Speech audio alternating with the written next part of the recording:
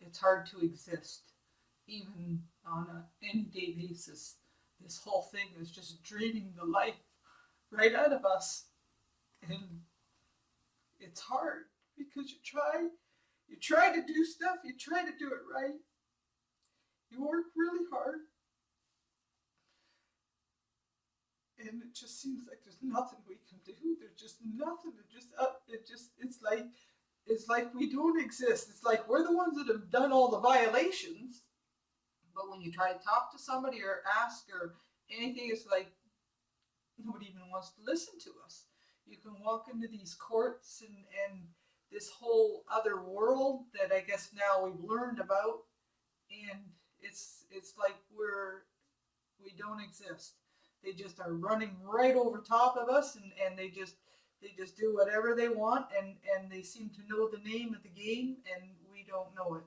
So the light for us is the fact that now we realize that we do have rights, that as a man and a woman, we can work hard, and what is ours is ours.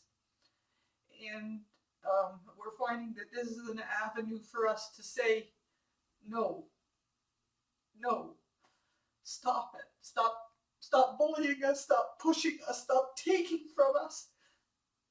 Treat us fair, treat me right. I mean, you don't sleep at night. You don't do anything anymore because you're just so afraid, and so we don't know where to turn. So we're going through the process. The process is not done yet. The process is getting very hard. We're trying to learn. I really know I have been taught my whole life of a whole different system, to bow down and obey. The government is good and the police are always right. And I've lived a year of realizing that that is not the situation. And we know we're right. I mean, we know what we've done is, yeah, we're trying to get out of it. Are we going to get out of it? I believe there is light at the end of the tunnel in the way that we are doing it now. Definitely there are people listening. The fact that we're being intimidated and threatened, and somebody knows something's up. And so will we get out the other end? We'll stay together. We'll fight this, because I do believe it is important that I have rights. I think it's important, right? Yes, we have rights.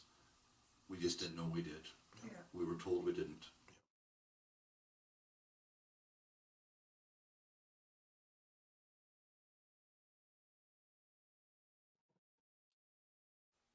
Today's date is November the 7th, 2019, Thursday. I am here with Kathy and Brent of the Mannery family, and this is a recorded interview depicting and showing to the public who this Mannery family is and what has occurred against them over the last 10 months and still ongoing. So I would like to introduce you first to Brent and to Kathy, and if you could introduce yourselves and just explain a little bit of background of your family and your farm first, and then we'll walk everybody through what has occurred over the last 10 months up to this point. Well, I'm Brent and Kathy. We've been married 37 years. Very proud of that. We have 4 great children, all educated, and we've been farming for 35 years. All we do is work. We enjoy what we do. We obviously could make more money doing something else. We're not interested in that. It's all about family for us, and Kathy's done an excellent job of making sure our kids know what hard work is all about, and we're very proud of that. So we grow tobacco. We've been growing tobacco for 30 years. Both our parents were tobacco farmers. That's how we met. We're in different counties. Didn't know each other before we were 20 years old. Her father had predeceased a few years, and they were ready to sell. Her mother was. So my father and parents, we bought her farm. That's how we met. And love at first sight, I guess. 37 years, here we are. So that's how we all got started. And so we've been farming for more than 30 years. Tobacco has been our main stock. We also grow peppers, cucumbers, asparagus, corn and beans, and squash, pumpkins. We've tried everything and continue to make a balanced farm income. And you don't put all your eggs in one basket. So it's worked well for us. But the last few years, the Ministry of Finance has taken over the raw leaf tobacco division after the government, we'll say government, squashed the tobacco board and took all their power away and decided to take it over themselves. Well, the Ministry of Finance, raw leaf tobacco division, the first time they sent people out, inspectors they called them, they carried guns. They're coming to farms who may not have a gun or wish to use them only to shoot a rodent, and they're coming out with guns and trying to tell us how to operate our business. Very, very intimidating. Full SWAT gear, always a vest on, as if we're going to cause them some kind of harm while they're there. Yeah, always come unannounced. They've given themselves the power to do that. They don't need a warrant. They show up, demand you shut down your whole operation for the hour or two that they're there inspecting.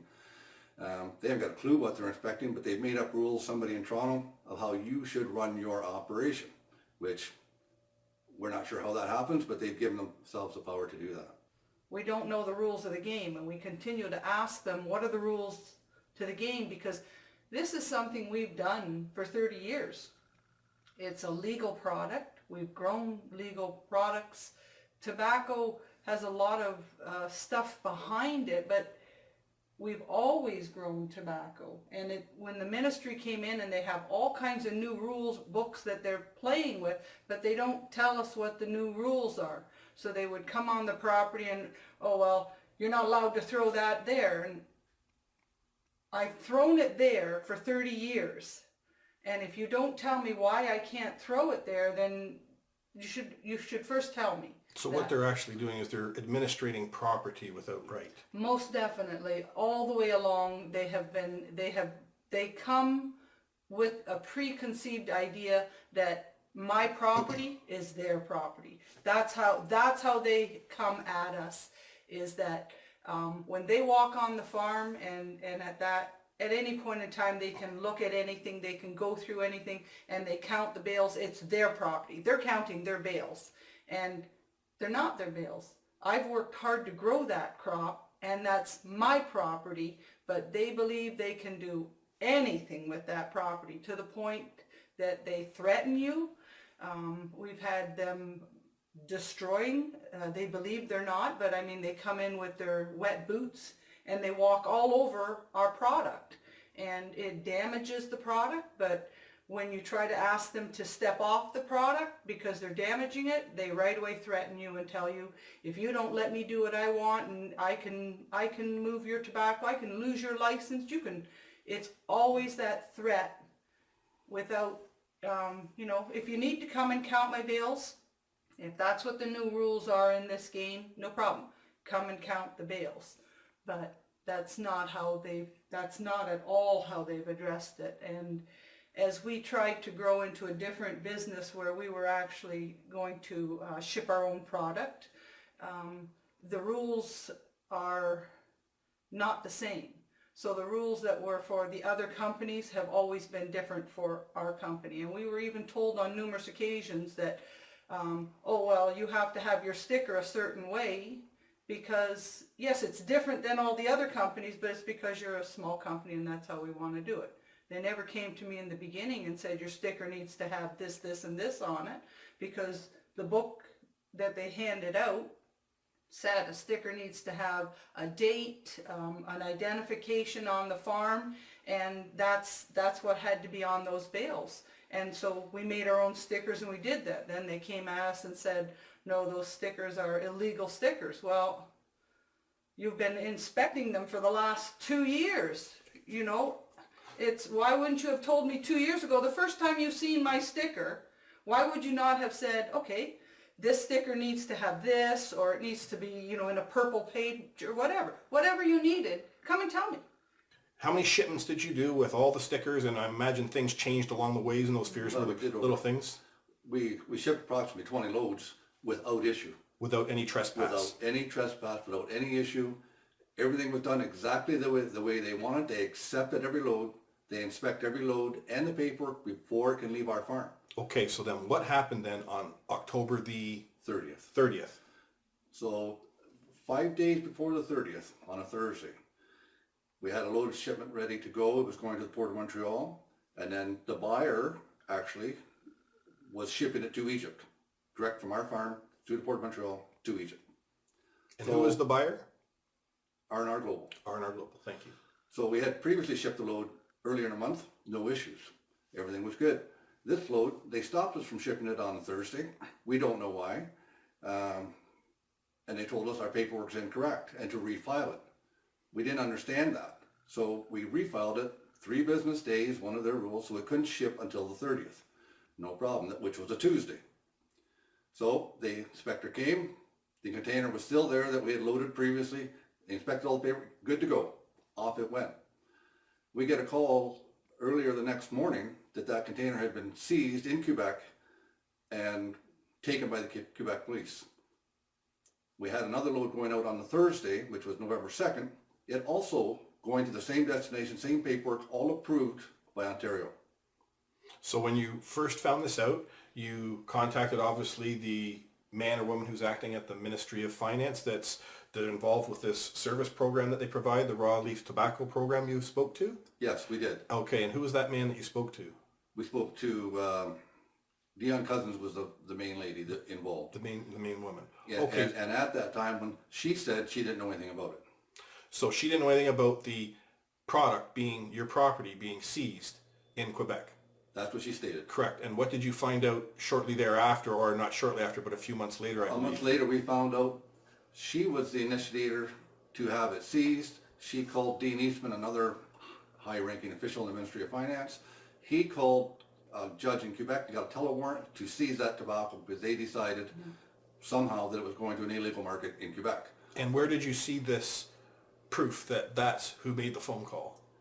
We got it from the Quebec police. The Quebec police. In a police report that was Yes, created? in a filed police report against the trucking company in Quebec. And this is after both Dion and the other gentleman you were speaking to, any agents at the Ministry of Finance had stated that they had nothing to do with the seizure. Yes. Okay. Well, after the second load got seized, then we What date was that on, Brent, the second load? November 2nd, November 2nd. 2018. Okay. We also, after that, we received a letter from the Ministry of Finance that we are no longer allowed to ship tobacco to R&R Global.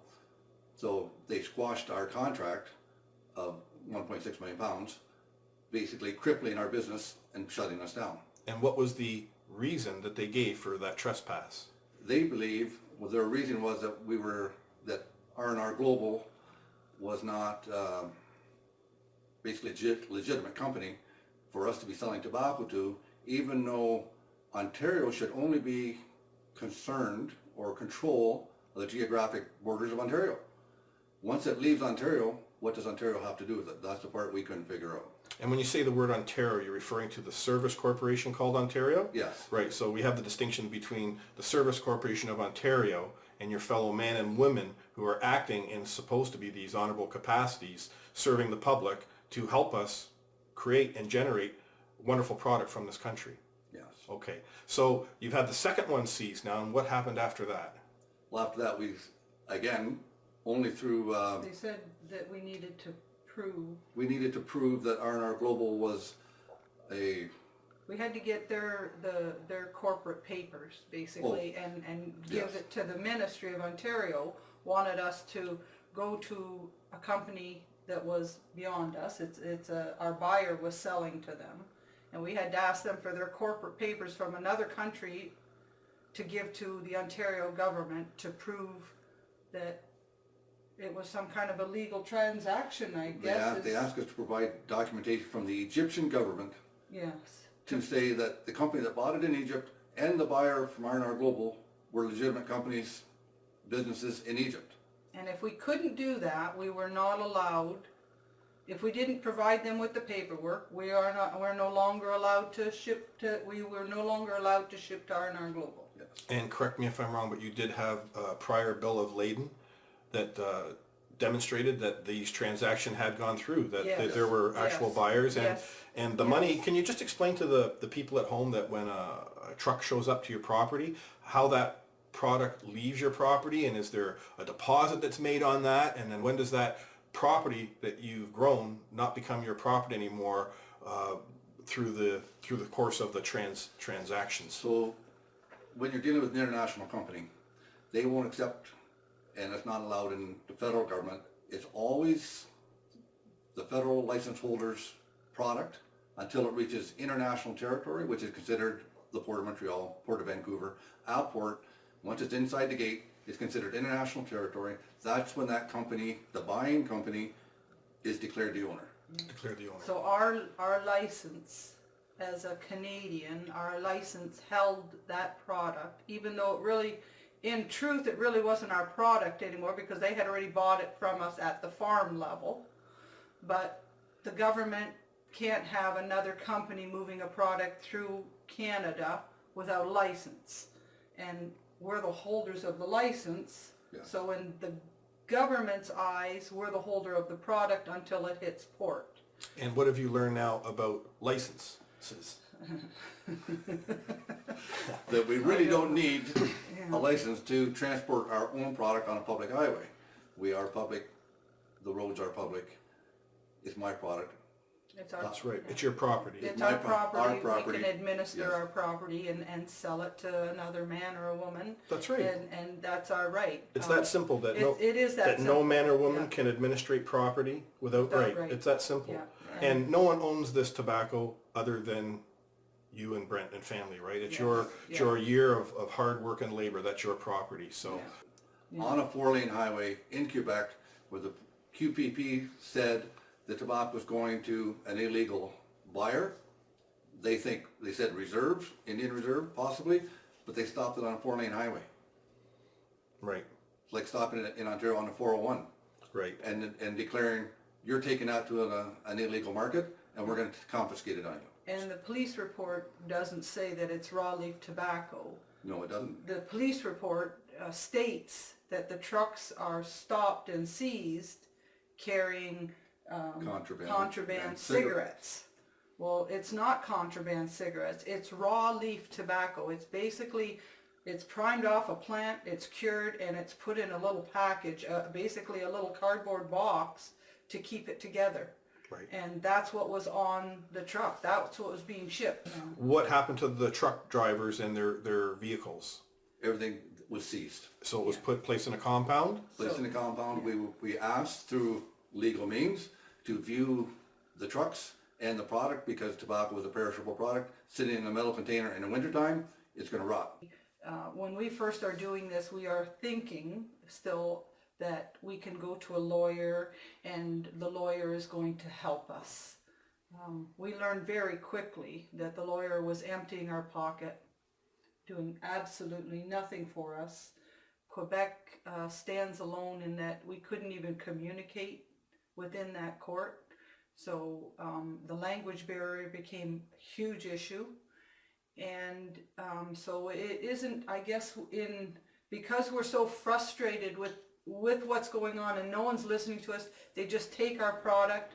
No one tells us where it is. We can't have eyes on it. We know that this product is, it's basically perishing. There is no way that it can stay inside of a container without breathing Right.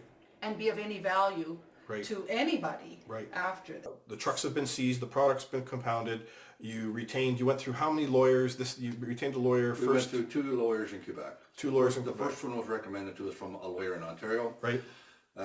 All he wanted to do was, all he ever did was ask the questions that I could have asked the police myself. Right. When he wanted to have a hearing every couple of weeks, I said, I don't want any hearings. I want to go to trial. I want to get my product back and get my property back, because we need it before it's, once I forced him on that issue, he quit.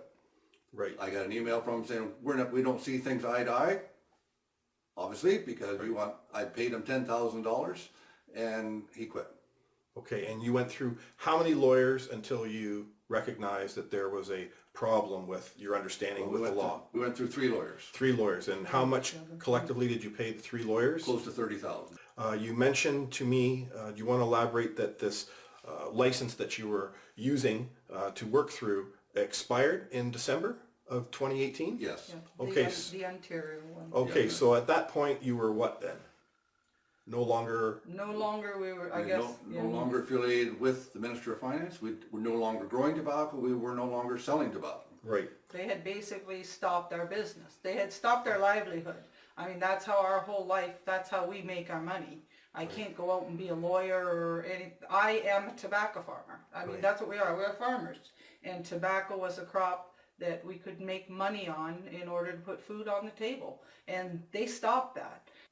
We touched on, but when we realize how crooked this is, Oh.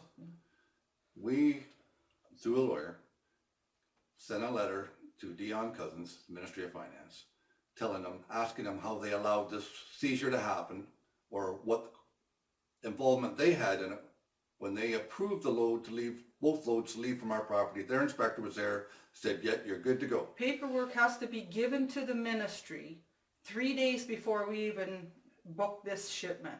So all the paperwork has to first be sent in, they view it, if anything's wrong, then it comes back to us and we have to get it back to them. It has to be 3 days before that load leaves. So they had all this paperwork, and it had been the same paperwork that we'd been doing for 4 years. It was all that same paperwork. They said, yes, it's good. We have to tell them exactly when the load is being loaded so that they can have their inspector there, eyes on to make sure what goes on the truck is what we say. They view every bale, they look at the stickers, they record. I have to tell them exactly which bales are on there, and then they would record what bales were on there. So everybody knows exactly what's on the truck when it leaves. The inspectors are there. The point of the corruption, we started to realize there was corruption, was when we asked the ministry what was wrong, what involvement they had, or how to help us with the seizure in Quebec. They said they had no knowledge of the seizure. Okay, we accepted that. But then when we got information from Quebec that had Dean Eastman's name on it, he got a telewarrant from a judge. lawyer or a judge judge in in Quebec to Quebec. get the seizure. We then sent that letter, that information, to Ministry of Finance, Dion Cousins, and the response we got back was, oh, we're allowed to work with them when we think there's an illegal activity going on. So she lied the first time when she said she had no involvement, had no knowledge of it. Then the second time she lied basically because she's saying she thought there was illegal involvement, then why did she let the tobacco leave our farm? They had an inspector there and they were talking on the phone. So if there's anybody who thinks something's wrong, Why would they? That's entrapment. why do you in January So- where we first go to our first landowners meeting, where we start to realize that there's some corruption here. We're not really understanding what's going on. And we hear of a landowners meeting up north that we decide maybe we need to go and just listen and hear if there's something going on that maybe we haven't been taught in school. Maybe we are being a little bit blindsided here and being very naive, which I think after the first meeting when we walked away, we thought, wow, are we ever stupid? Well, At least I felt stupid. We thought two things. Either we're really stupid or these guys are way out there. One or the other. And it turns out, as more as we've learned, and now we've met Christopher in August, that things aren't the way they seem. And when we were done with the Ministry of Finance as of December 31st, 2018, they still harassed us in 2019. We've got several fines, one for $350,000, 2 other fines for $2,000 apiece. They continue to send me And paperwork. threats of Yeah. a $1.25 million fine, even though we're not involved with them. Yeah. And they continue to send, one of the requirements under the licensing is on a monthly basis or on a quarterly basis you have to send in paperwork. Well, when December 31st came and we no longer are part of this licensing thing, we don't fill out the paperwork anymore. And so now we're being fined still for not filling out paperwork. Well, you're not part of their program. I'm not part of their It ended in program. December of It 18, ended on right. December 31st. So, I mean, we've sent it back. We've told them, like, you know, we write right on it. Like, we don't belong, we Right. don't hold a license. Okay. And then realize to the landowners that that's not the way to go, because they're not gonna, they can't help us. Okay. So me and my daughter, well, Kathy and I and our daughter, Cassandra, decided we're gonna do it ourselves. And so far we've just been arguing, not getting anywhere, or up to that point until we've met you. Now we've learned how to file paperwork properly, and now we're working towards that. We were in a legal system, and they were just running over us. I mean, Correct. to the point that, I mean, you couldn't even talk. I mean, you're not allowed to be quiet, be quiet, be quiet. You know, we're not under. Brent kept wanting to be under oath or something. They were just They were just doing whatever they wanted, and we had no idea what they were doing. But when you met me, what was the first step that we did?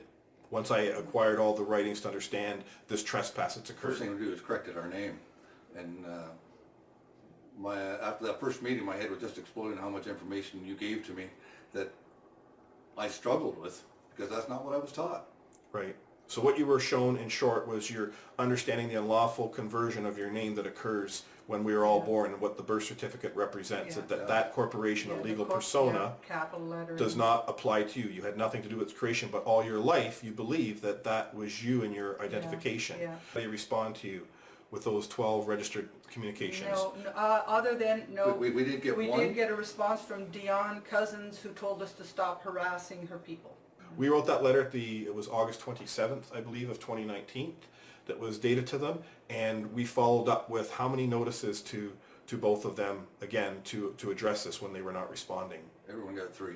Everyone got 3 notice, and then we were left with no choice after a 4th communication, who was also copied for the record on these communications to Rod and to Doug. The head of the OPP, And what's that man's name? Thomas Creek. Thomas Crick, that's correct. And Thomas, did he respond at any time after he was bared witness to the 4 notices, the 3 notices that followed? No. And Thomas received all 3 fax communications following up with Rod and Doug to address this on the honorable side. So he was fully aware that these people were not responding to any of these communications, and he was also well aware of that the OPP provides the enforcement side for the Ministry of Finance. Am I correct? Yes. Yes. Okay, so when they sent those documents to everybody and nothing was responded to, and then we receive a letter from one of his underlings, Thomas at the OPP, how did you feel when you saw that they belittled what was verified facts of the theft of your property, which has occurred, the loss, all this wrong and harms occurring to you, and he basically belittled that to one word as if it was just concerns you were having? We were very upset. Yeah. Very upset. Very upset that we were nothing. That's right. And we immediately responded back to Thomas, and we required a face-to-face meeting with him on this, because you have also shared with me, as you spoke to the top of this interview, that this is happening to not just you in your areas, it's happening to all the farmers. There's an enormous amount of trespass and wrong and harm that's occurring out there that the people don't know that's going on. Yeah. And did Thomas ever respond to you after that? No. No, we've heard no response. So what did we do on September the 17th? We filed a claim. We filed a claim. And where did we file that claim? St. Thomas Superior Court. St. Thomas Superior Court. And what was the capacity of this claim in the court? The claim was under the Minery Court and common law. That's right. So when you filed this paperwork, did you have any problems at the courthouse filing the paperwork?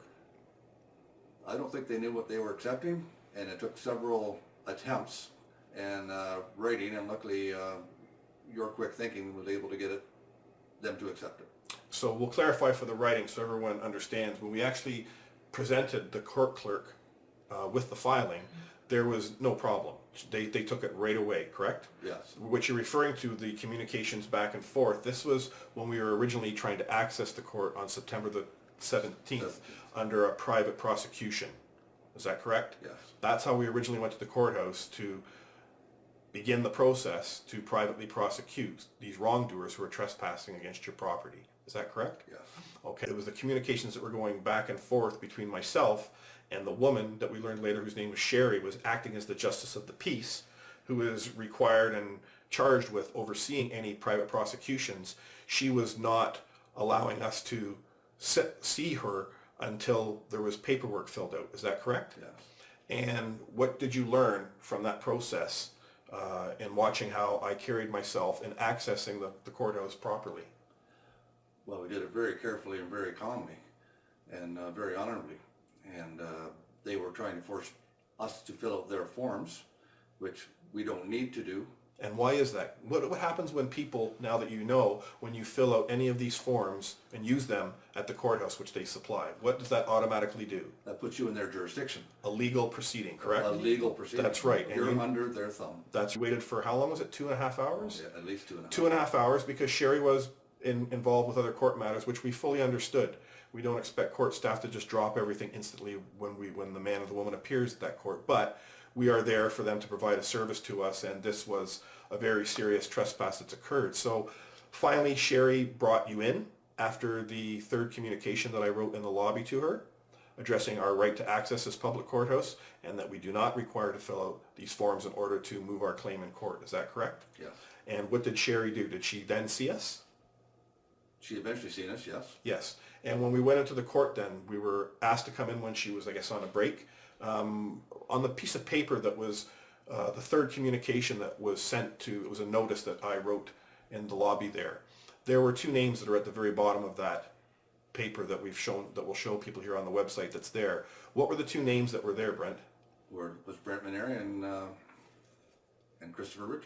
Christopher, right? Christopher, yes. Yeah, both of us were requiring the justice of the peace for us to access the court to begin the private prosecution. There was no mention within that notice to Sherry of the Maneri case. It was two people that were requiring access to that courthouse at that time. Is that correct? Yes. When we went into the courthouse and we were called in, that it was available to us, what did Sherry first do? Who did she call to come up? She called me up first. She called you to come up first. Whose name was first on the letter, the notice that we gave to her out from the lobby that was written to her? Was Brent. Was Christopher. That's right. My name was first on there, and Brent of the Maneri Ferry. And with that third communication notice, what also accompanied the two documents that show the correct people that she's dealing with, our correct identification. Was that identification asked for when you were called before Sherry then to lay the information down? Yes. And she read it onto the record? Yes. Did she swear you under oath or affirmation that everything you claim there today is to be true? Yes. Yes. So this was all being recorded. Prior to us leaving the courtroom, did Sherry ever call my name to come up? No, she did not. Did she end all the court actions surrounding us being brought in there? Did she basically end that process once you finished speaking? Yes. Because on the 18th of September, you were going to be in court to address with the Crown all these appearances where you appeared incorrectly. They were bringing you in to set a trial date. That's what ultimately that this was for. This is a pre-trial hearing. Yes. Who accompanied you into the courtroom that day on the 18th? Christopher. I did, but did we also have... Yeah, we had quite a crowd of people, maybe 15 people for public support. He sent everybody out. We asked if it was a public courthouse or a private courthouse. He said this is private. It's a private court. And we have this all recorded, correct? Yes. That's right, and we have the transcript that we've showed people. We had prepared a notice to the man or the woman that was wearing the robe, and we were correcting the record of the correct appearance of who the man was before them, and you provided the ID, did you not? Yes. And did Walter acknowledge that he received that? Yes. Yes, so he knew who he was dealing with, the man known as Brent of the Maneri family. He accepted that documentation. We were also addressing the jurisdiction of the court, right? That the jurisdiction was incorrect. It erred right from the beginning, and we were addressing that. And what did Walter do when we were addressing that? He eventually left. He eventually left the court. Yes. And we addressed it at least 3 times the jurisdiction, as the transcript will show. Yes. So he, basically it's called abandoning ship. He left his bench at one point. And what were you told at the court window? The court clerk said she didn't think it was being recorded. She said it wasn't being recorded. She wasn't sure if it was being recorded. It wasn't being recorded. And did we find out later on whether that was being recorded or not, other than the recording that we acquired? No, we didn't find out. But we did learn that through the transcript, when you did receive the transcript, what did the transcript show from that day? It showed transcripts of conversation after we had left. After we had left. After Walter had came back when we had left. So we had already left. And we had given the court the notice ahead of time, establishing our capacity and that we did not consent to the jurisdiction of the court, and we had challenged it. Is that not correct? Yes. And what did they proceed to do? Set a trial date for December 3rd. So Walter ignored all the notice that was given to him honorably, and he proceeded regardless to set a trial date. Yes. Okay. That was on September the 18th. Yes. After we left the court that day, what has transpired since then? So we have got more fines. We have contacted Sherry for a transcript from the 17th. We've been completely ignored. Supposedly judicial review, she has squashed us, will not release the transcript from the 17th. So that everyone's clear, on the 17th, that's when you were in the Superior Courthouse. You were accessing it to which you were brought under oath or affirmation. You were there to lay the information. It is that information, that transcript, that court recording is what you were seeking as part of the Mannery court file as evidence, correct? Yes. Right. And you were denied from Sherry having that audio being provided after multiple attempts to acquire it, communications. Yes. What happened just before the week that you went to court? Just before the court date is when the ministry, it's unannounced, it's in the morning, we're in the house, my daughter and my granddaughter are there with us. All of a sudden, very quickly into the laneway comes a ministry truck, and it is followed by police cruisers. How many? There are 3 of them. 2 of them come right up to the house. One comes halfway. One is still at the road. All the officers are out of the vehicles, and they're at the house. Brent immediately goes outside. I have my recorder in the truck, which is at the far end of the barn. I run to get that. Yeah, my daughter, luckily, our pregnant daughter runs out to interject them to hold them off until I can get there. Did you see your pregnant daughter? Yeah, My pregnant daughter. Yeah, she's very pregnant. We have the discussion who's going to go out, and she says that she'll go outside, and I had to stay inside with my granddaughter. She's only a year, a little bit over a year old, and it was a little bit cool, not too bad. So Brent runs. I could see he's going. I knew he was going through the recorder. 2 of the ones whose forms we had got, these are the individuals who have now come on the property this day. We recognize him. It's a Jeff Kwan. Jeff Kwan and Chris Chu. And Chris Chu are inspectors that had been on the farm before. So they show up with the, how many OPP they show officers up were with there? three OPP officers. So there's 5 men that are on your property. Yeah. And you're in the house. Yeah, Right now, we have the video of all this that we're showing everyone. Brent runs to, because we've learned we better get some kind of recording of what's going on, because obviously what's going to come later on is not what really happened. So I knew Brent was going to get a recording. I thought it was important that I get a video of what was going on. It was very intimidating. We're caught off guard. We're kind of on the run. They're very forceful when they're coming at us. The ministry is basically, they're going to do an inspection. They want, even though we hold no license, we are not in any kind of tobacco program. This is September of, this is 9 months after we have no license with them. They're coming on the property, and they want to basically go through all our buildings and barns for their personal inspection. Really intimidating. The police are, you can see in the video, and in Brent, we're trying to tell them they have no rights. They have no jurisdiction over our property, and we asked them to leave. We asked them to go back to the road. If there's something they want, we can talk there. They're trespassing.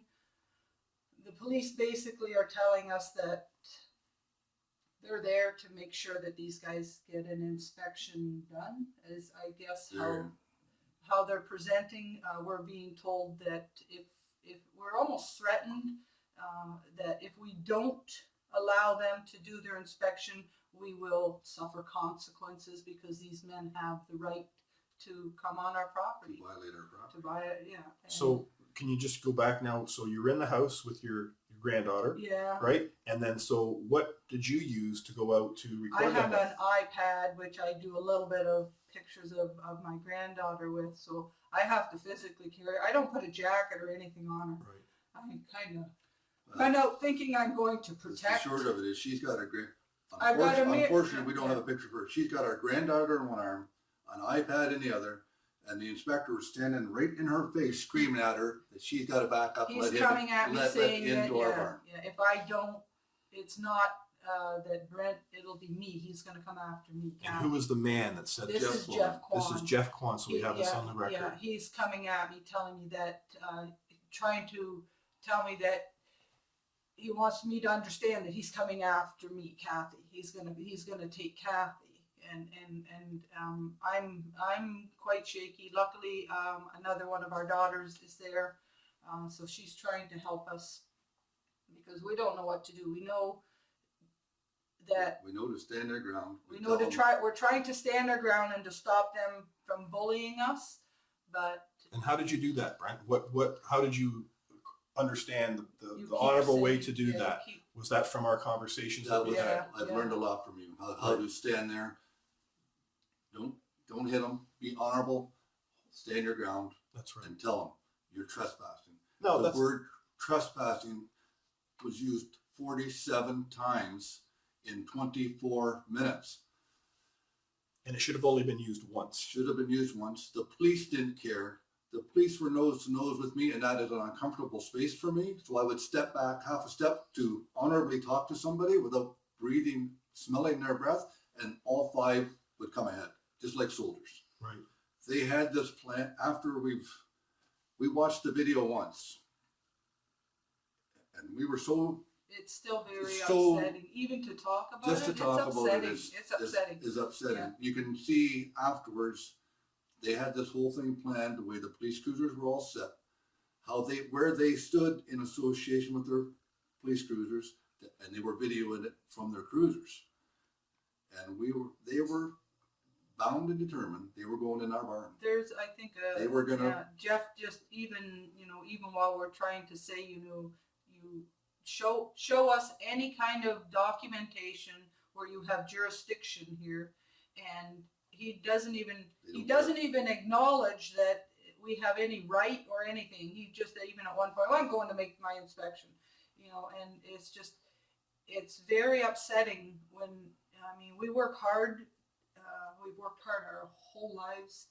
We're trying to own this property, and we get up every morning early and we work hard every day so that someday I'll be able to pass this on to my next generation.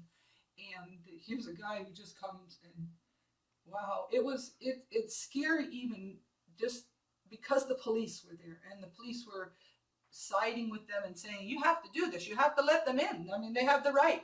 And so we would ask the police, do they have the right? Like, show me where they have the right to do this. And that police officer just said, they have the right. They're the ministry. They're inspectors. They have the right. Well, yeah. And what do you know now about who has rights and who has duties and We obligations? have all the rights. That's right. We were right that whole 24 minutes. Right. We were right. They even called 911 to have, and the guy at the other end said, well, he just passed me off. We'll look into it. I said, are you going to send somebody out? Nope. I said, is there going to be a file? Yep. Well, can I get access to that? You'll have to call Freedom of Information, which is a joke because we did that. We got 100 pages that are all black. So what is the point? And you have to pay for that, right? What is right? The freedom of information is supposed to be for the freedom of information, not for what they want to give us. So after this, which people are going to view how it ended, did they get access to your barn at the end of the day? No, they did not get access We to anything. We stood our ground. We basically physically stood our ground. So my daughter, pregnant anyway, little Amira, me, my granddaughter, my other daughter, and Brent, we basically formed a line. As they advanced, we would try to keep them back. It was, Very traumatic. After And very, very upsetting. After the 911 I'm call shaking is right now made, thinking about it. yeah, after the 911 is made, the police kind of stand back. They are called. The one officer goes to his car, so the 911 must have called him or whatever. But at that point, that's when they stand back. That's when we're told we're going to be fined. We're going to be held, given offense notices, and For what? For standing our ground. for not allowing them to basically march around and look for something. I guess Not allowing them to trespass on our property. trespass and. And you also placed another call, correct? The people here on the phone. Who did you also call? I also called you. Right. Unfortunately, you got my answering machine, and Yeah. I hadn't been there, but you carried yourself wonderfully. That every man and woman should truly see how a man honorably protects his property, and you have demonstrated you understand the difference between rights and the duties and obligations that these people have do not trump the rights of a man or a woman. So what happened after that, after they left, and it was very upsetting, we immediately, that's when that fourth communication was sent off to Thomas at the OPP. Yes. That's correct. And then it was after that, that's when we received that communication from McGee, I believe is the last name, I don't know the first, stating that, oh, we're sorry to hear about your concerns that you have. Meanwhile, this very traumatizing, and it's an act of terrorism that's actually occurring against you, your right to not self-govern on your own property. And that communication went out immediately. And to this day, have you had a contact or a call, even when you went back to Thomas after that man sent the communication to find out what's going on here? Nothing. He's done nothing. So after that happened, we began, the court filings had already been in the paper. What happened after that then? Did you receive any more communications surrounding liens? Because I don't think we've talked about the liens. No, we have a lien on our bank account. They've now put a lien on our farm, our property, because the Ministry of Finance clarified that for unpaid fines, which are bogus to begin with. Right, as an act of intimidation. Yes. And what has happened with the drivers that were involved in this since the last, it's almost 12 months? Well, from the seed loads in Quebec, we've just got verification a couple of days ago. They have now been fined, not the owners of the vehicles, but the drivers themselves. One for each got fined $9,000 and $1.25 million for transporting illegal products. So these drivers, have they received their property restored to them, their trucks? No. So they've had their trucks for the last almost 12 months. Yes, 12 months. 12 months they've had their trucks. Yeah. And how has that affected these? Have you used these drivers before? Have you dealt with these people? And have you ever had any problems with them? No. Never. Could you quickly reiterate, I believe one of the drivers you mentioned was asked to go and sit with the RCMP, and he said, correct me if I'm wrong, his name is Jim, the one driver. Did he not sit with that's not a driver. That driver. Jim is the agent for the buying company that bought our tobacco. Oh, I see, from RR Global. From R&R Global. So could you just clarify to the people what he had said to you about his meeting with the RCMP? He had sat with them, with the Quebec police and a member of the RCMP for 7.5 hours. Now, was that under his own action that he went to go and see them, or was he ordered or asked to come in? He was requested. He was requested to come in. And he voluntarily went. Okay. And they interrogated him for 7.5 hours. 7.5 hours. Yeah. This is way back. This is a long time This is ago. quite a few months ago, but he sat with them for 7.5 hours, answered their questions honorably, and basically they were trying to get him to say there was something wrong with us. That you were doing something illegal, Yeah, like you were selling contraband or Yes. some. Selling contraband, yes. or that the drivers or the trucking companies were doing something wrong. Right. And how did that end with Jim? Did he sign any documentations? Did he just He leave? did not sign anything with them. He wrote up his own record of what happened that day and submitted it to them. They offered their version for him to sign, and he read 2 lines that I'm not signing any of that. It was not correct at all. Okay, so that's great that we've clarified that. We're going to go back to the court that was filed on September the 17th, that we filed the statement of claim. So people know at home, they have 21 days. You can read the claim as it's been posted on the site here. The wrongdoers had 21 days to respond. Did any of the wrongdoers respond in 21 days? No, they did not. No. So at that point, that is when we, a man or woman, we move our court in that forward, correct? Yes. And in that process, we are still working on final documents and that so that we ensure that when this court does move forward that we have all our ducks in a row. Is that correct? Yes. In the meantime, you've also received further Yes. Oh, yeah. trespasses and threats in communications. Can you explain what that has been about with the lien? Yeah. So now there were fines issued on the day when they came with all that force, and when we didn't allow them on the property, there were fines handwritten by Jeff Kwan thrown on the ground. So we were served them. From that, now because we did not pay those fines, they have now issued liens against our property and Against our farm. against the farm. So they issued the other fines are for not filling out the paperwork, which I said earlier. We also have fines against us, which they have liens against bank accounts, which they have not pushed. The money has not left the bank account, but they have the paper showing they have the power to do it. No one ever said what they did was right or wrong. Just all of a sudden, we now have statements saying that they have claims against us, how they've got them. I mean, we've never had a chance to argue our side or say why I haven't filled out the forms. I mean, I don't belong. I don't have the license. If I don't have the license, I don't have to fill out the forms. That's right. But they have issued the fines against us, and are now leaning against our property. Are going to slowly, I guess, start to lean against our property. We're not sure how big of fines they're going to lean. I mean, they could probably swallow up the whole farm by continuing to come up with these liens of things that they're saying we did or didn't do, and no one is talking to us. We're trying to get some kind of communication. It's like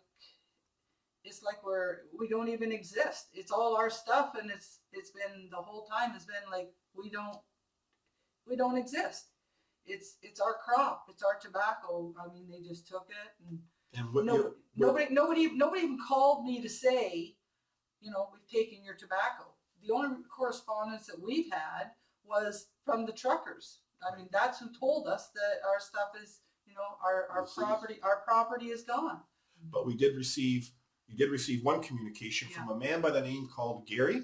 Yes. And he's under the control of Doug. Is it Doug? Doug. Of Doug. So when you received that letter, what was that letter stating? It was also first written to the registrar at the court, right? Yeah, and that's a week before we even get a copy of it. That's something. They've already sent a copy to the courthouse, basically saying that we are frivolous and vexatious. With your claim that With you our filed in claim, the the court. claim that we have is frivolous and vexatious, and they want St. Thomas to remove it.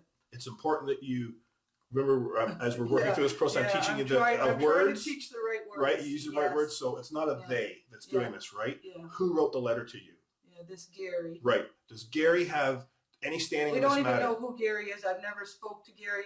My correspondences that we have sent are not with Gary. So this is somebody out of the blue who is now coming and trying to remove our property. Right. He's trying to act against you, trespass. Yeah, he's trespassing against us even before he even notified us or talked to me or anything. He already said this a week ago to the court, telling him, that we're frivolous and vexatious and throw it out. That's right. Now, did I mention to you both before we filed the claim at what this system that we have out here and how it is going to attack you, that once you get your paperwork into the courtroom and you establish your common law court and claim, and how they're going to do everything to do what once it's in there?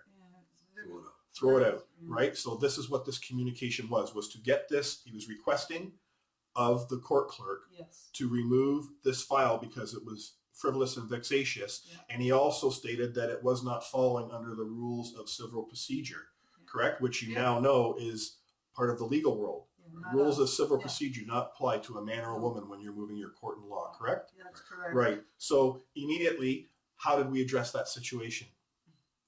You go to the court, find out if it's out of the we, file. We sent a letter to the court, to the registrar, saying that Gary has no standing, and he's trespassing. To remove, he's trespassing on a case, and to remove his file.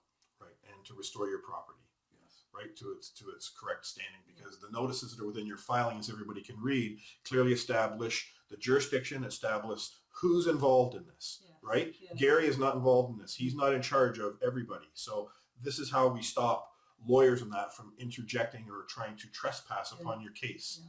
So when you sent this document off to the court staff, and I just want to be on the record, the court staff, I've been around courts all across Ontario, the court staff out at the St. Thomas court they're super people there. They're really nice, Yes, you know, and we realize that there's a foundational problem here that's going on here, that they're doing the best that they can within their job capacity, but they have also been lied to with this truth, and now they're being shown it for the first time. So when you sent that communication off to the fax to address this letter that came from Gary, what were you told when you got to the courthouse that actually just occurred? They said they sent the fax off, but that our court file had been removed from the St. Thomas court. It had been transferred to a London court. So let's get this straight. Your property, that's what your court and claim is, My that you paid money for into that public course for it to be protected there by the court staff. It has now been removed and it was sent to London. Yes. And who did they send it to in London? Linda Templeton. Templeton. And do you know Linda Templeton before now? Who originally ordered this to be, because you mentioned on the phone, the communication everyone's hearing that was occurring when you're in front of Kim, the court clerk, that she was surprised by the look on her face when she was, as we're hearing her talking on the phone. What was it she was being told that surprised her? She's been told that Scott Campbell from St. Thomas had transferred the file to London, to Templeton. And by the look on her face, that was very unexpected for her to hear that. Correct. And then you were further being audible because this is all new to you, as everybody understands. You had asked somebody else, I believe, I don't think it was Kim, but correct me if I'm wrong, if you needed to see your case file. What did you ask her that you'd have to do? It was still Kim. I said, well, how do I access my file? I want to view it. Well, you have to go to 80 Dundas Street in London to view the file that I put in your local public courthouse in front of her weeks ago. Did we or did we not establish the Mannery Court? Yes, we did. Did we or did we not establish a common law court? Yes. So they have these people that are honorably working, whether they're wearing black robes or the bailiffs or the front end administrative staff. Do these people have any jurisdiction, which means control, over your property?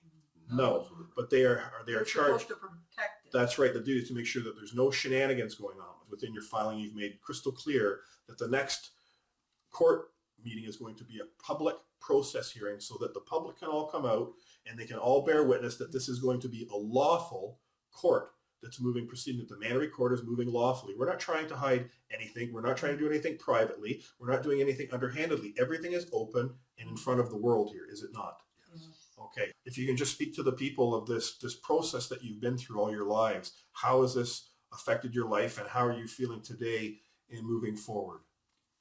Well, feel like we've been dragged through the mud.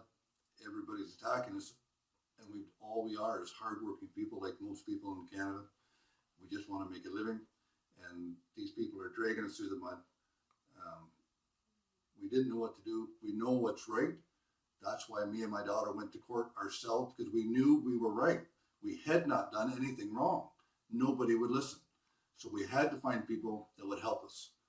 Now that we've got Christopher helping us, doing it right, and the right way is a lot easier than the lying and the cheating that they're doing, we now see a possible light that we're going to share this with everyone. Because this is a vehicle in which we can show everybody that what's going on honorably in our country and the solution, the remedy, and moving forward and having this conversation, which has never happened, to seek and ensure that this is never happening to anybody else again. Yeah, and I think that's like the violation against us and our family and now our property, and it's hard. It's hard to exist even on a any-day basis. This whole thing is just draining the life right out of us, and it's hard because you try to do stuff, you try to do it right, you work really hard, and it just seems like there's nothing we can do. There's just nothing.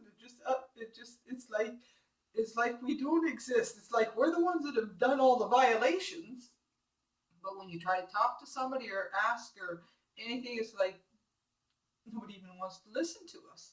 you can walk into these courts and this whole other world that I guess now we've learned about, and it's like we don't exist. They just are running right over top of us, and they just do whatever they want, and they seem to know the name of the game, and we don't know it. So the light for us is the fact that now we realize that we do have rights, that as a man and a woman, we can work hard, and what is ours is ours. And we're finding that this is an avenue for us to say, no, stop it, stop bullying us, stop pushing us, stop taking from us. Treat us fair, treat me right. I mean, you don't sleep at night. You don't do anything anymore because you're just so afraid, and so we don't know where to turn. So we're going through the process. The process is not done yet. The process is getting very hard. We're trying to learn. I really know I have been taught my whole life of a whole different system, to bow down and obey. The government is good and the police are always right. And I've lived a year of realizing that that is not the situation. And we know we're right. I mean, we know what we've done is, we're trying to get out of it. Are we going to get out of it? I believe there is light at the end of the tunnel in the way that we are doing it now. Definitely there are people listening. The fact that we're being intimidated and threatened, and somebody knows something's up. And so will we get out the other end? We'll stay together. We'll fight this, because I do believe it is important that I have rights. I think it's important, right? Yes, we have rights. We just didn't know we did. Yeah. We were told we didn't. Yeah. Like everyone else. And I want to be on the record that when I met both of you, I've made a commitment to both of you, have I not? Yes. Oh, Yes. definitely. Right? 100%. Yeah. That I am not going to allow these people to do this to you. Yeah. Right? That's my duty. And I'm just as liable. If anything that I put in writing, that everyone reads all the forms and communications, all those communications. Yes, Brent's thumb is on it. So we've read them together so he understands it, but they were all authored and created by me to ensure that the wording is correct, because that is the game that is being played with these people that are part of the bar. Yeah. It's a game of words which they play, and you take them out of it very quickly using the most powerful words, property and trespass. And now you both understand how to access the courthouse correctly, how to communicate correctly, and under all this enormous stress and duress that you're under, that you're carrying. You're not just carrying it for yourselves, you're carrying this weight for all of this country, because this is a truth that's going to be brought to the light, because this has to stop. And we are going to see to it that it stops, and we're going to do it honorably. And I would hope that every man and woman looking at this out there today, that to come back to this website often, because we are going to post when we are going to be holding this public process hearing, when our next court appearance is going to be. And we ask of all the people out there who can to show up at this courthouse when that date is for you. Support. We all have to support one another. Yeah. And it's only through this collective coming together and conversation that we're going to correct this process. Because we do believe that these people, even Doug Downey, you believe just as you've been lied to all your life, so has he. Yeah, I believe, You know that now. Yeah, I have.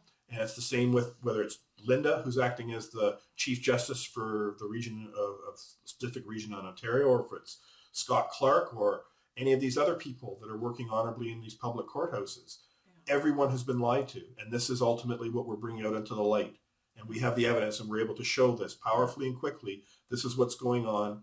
And we do believe, and we have faith in our fellow man, it's going to turn around. Yeah, somebody has to be accountable. You can't do what they do and not be accountable. If I were to do what they do to what's been done to us, I would be held accountable. You can't do harm another individual and steal from them and not be accountable.